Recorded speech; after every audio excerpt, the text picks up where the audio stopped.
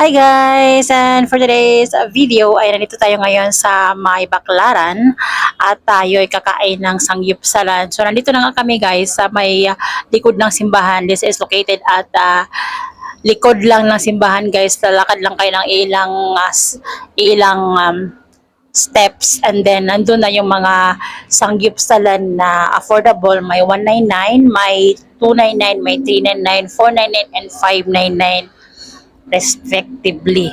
Okay, so ayan, nag-istimula na kami, nag-order at tumating na nga yung order namin sa table namin. So far, automatic yan guys. Kaya muna tayo ngayon damo. Gutom na talaga ako sa time na to guys, kaya nagpipindot na ako ng mabilisan para matapos na yung aking vlog at ako makakain na. Kasi alam niyo naman, kung vloggeres ka, unahin mo talaga yung picture-picture, yung pagsiset up ng table at lahat-lahat na bago ka kakain, of course, di ba? Ganon yung mga vloggeres dyan. O, sino mga relate?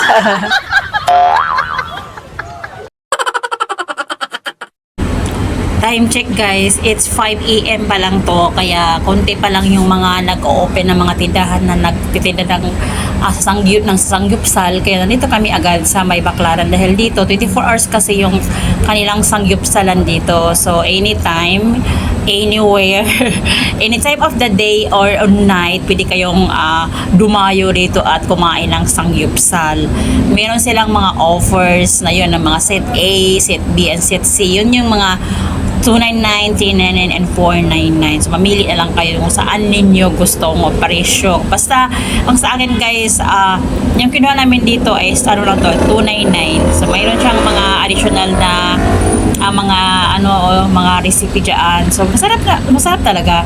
Kasi naman, pagkagutom ka, kahit lahat, na nakikita mo dyan sa table, masarap lahat.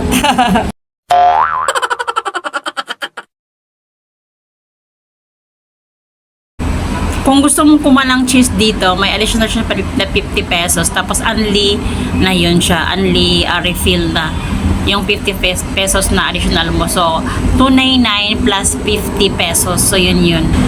Kaya pala kami guys na pumunta rito kasi nag-usap kami mga 4 AM ng umaga ganyan. Nasa work pa kami. Sabi namin, paglabas namin, kakain kami ng sangyupsal kasi palos kaming gutom dahil alam niyo naman guys, doon sa pantry, yung mga ulam doon is na-memorize ko na. Actually, na-memorize na namin dahil sa sobrang pabalik-balik lang yung ulam kaya hindi ko na, parang nakakasawa naman din yung paulit-ulit ba. Kaya para maiba naman, ayan, nagsangyupsal kaming ng aking mga kasamahan sa work. So ito ay 5 AM, kalalabas lang namin galing duty kasi 5 o'clock yung 5 o'clock na umaga yung out namin ang labasan namin sa duty. Kasi panggabi yung trabaho ko eh. So, tara guys, kain tayo ng sangyupsal. Sarap kasi nga gutom. So, kaya tara, let's go, kain tayo.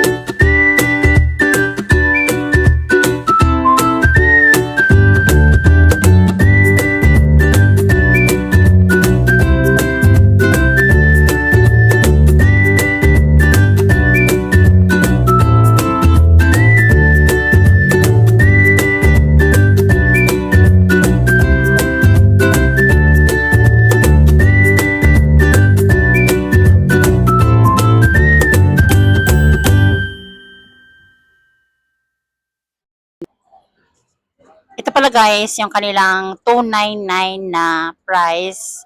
And inclusion nila, yung mga ganyan, yung may mga side dish na siya, tapos automatic siya, ah, beef, pork, na ano, ayan yung bacon din, maramang ano yan siya, bacon nga ni, o di ba? Tapos may hotdog din, tapos may mga paano diyan, yung mga mushroom, ayan. And then cheese, and automatic yan. Yung mga typical na tag 299 na sangyupsal.